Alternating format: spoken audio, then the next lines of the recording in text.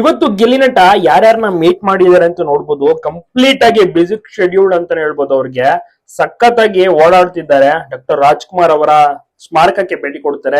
Doctor Rajkumar ಅವರ ಸ್ಮಾರಕಕ್ಕೆ ಪೂಜೆ ಸಲ್ಲಿಸ್ತಾರೆ. ಪಾರ್ವತಮ್ಮ ರಾಜ್ಕುಮಾರ್ ಆಗಿರ್ಬೋದು, ಮತ್ತೆ ಡಾಕ್ಟರ್ ಪುನೀತ್ ರಾಜ್ಕುಮಾರ್ ಅವರ ಸ್ಮಾರಕ, ಸೊ ಅಲ್ಲೆಲ್ಲ ಪೂಜೆಯನ್ನ ಸಲ್ಲಿಸಿ ನಂತರ ಅಂಬಿ ಅವರ ಸ್ಮಾರಕಕ್ಕೂ ಕೂಡ ಹೋಗ್ತಾರೆ. ಸೊ ಅಲ್ಲೂ ಕೂಡ ಪೂಜೆನ ಸಲ್ಲಿಸ್ತಾರೆ. ನೆನೆ ಕಿಚ್ಚ ಸುದೀಪ್ ಅವರ ಮನೆಗೆ ಹೋಗಿದ್ರು, ಮೀಟ್ ಮಾಡಿ ಸೆಲ್ಫಿ ಫೋಟೋವನ್ನು ತೆಗೆಸ್ಕೊಂಡು ಒಂದು ಒಳ್ಳೆ ಅವಕಾಶ ಕೂಡ ಸಿಗ್ತಾ ಇದೆ.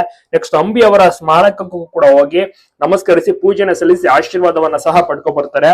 ನಂತರ ಇನ್ನಿತರ ಬೇರೆ ಗಣ್ಯಾತಿ ವ್ಯಕ್ತಿಗಳನ್ನ ಮೀಟ್ ಮಾಡ್ತಾರೆ. ನೆಕ್ಸ್ಟ್ ಸಿಎಂ ಸಿದ್ದರಾಮಯ್ಯ ಅವರನ್ನು ಸಹ ಮೀಟ್ ಮಾಡುವಂತ ಒಂದು ಅವಕಾಶ ಸಿಗುತ್ತೆ.